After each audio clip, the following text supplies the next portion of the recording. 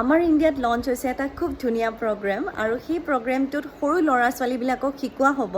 happiness আৰু mental ৱেলবিঙৰ কথা স্কুলৰ পৰাই আৰু সেই প্ৰগ্ৰেমটোৰ নাম হ'ল খুশীশালা আৰু এইটো ৰাজস্থান গভৰ্ণমেণ্টে ষ্টাৰ্ট কৰিছে প্ৰাইমাৰী স্কুলৰ ষ্টুডেণ্টৰ কাৰণে য'ত ক্লাছ 1ৰ পৰা ক্লাছ 5 ষ্টুডেণ্টখিনিক সিহঁতক হেপিনেছ আৰু মেণ্টেল ৱেলবিঙৰ কথা শিকোৱা হ'ব কেনেকৈ এম্পেথেটিক হ'ব পাৰি কেনেকৈ ৰিজিলিয়েঞ্চ পাৱাৰটো বঢ়াব পাৰি ৰিজিলিয়েঞ্চ পাৱাৰ মানে ধৰক যেতিয়া কিবা এটা ট্ৰমা পাইছে সেই ট্ৰমাটোৰ পৰা কেনেকৈ উঠি আহিব পাৰে আৰু এটা নৰ্মেল জীৱন গঢ়িব পাৰে লগতে তেওঁলোকক শিকোৱা হ'ব লাইফ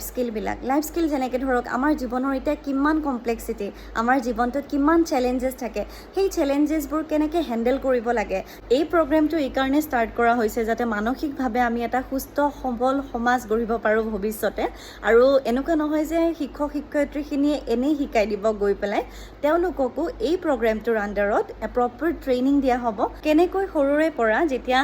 জীৱনত জটিলতা আহে সেই জটিলতাবোৰ কেনেকৈ যুদ্ধ কৰি জীৱনটোত আগবাঢ়ি যাব লাগে সেই বস্তুবোৰ শিকোৱা হ'ব প্ৰগ্ৰেমটো ইমপ্লিমেণ্ট কৰাৰ আগতে ৰাজস্থান গভৰ্ণমেণ্টে সৰুকৈ এটা ৰিচাৰ্চ ষ্টাডি কৰি চাইছিলে আৰু এই ৰিচাৰ্চ ষ্টাডিটো কৰি তেওঁলোকে দেখিলে যে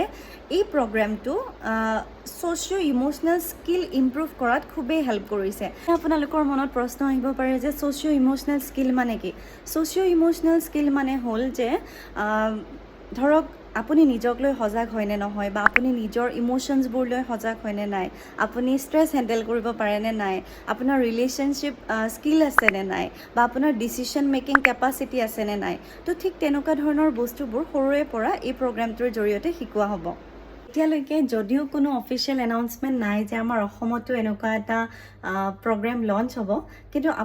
আপোনালোকৰ মতামতটো জনাবলৈ নাপাহৰিব যে আমাৰ ভাৰতৰ প্ৰত্যেকখন ৰাজ্যতে খুশীশালা লঞ্চ হোৱাটো জৰুৰী নে জৰুৰী নহয়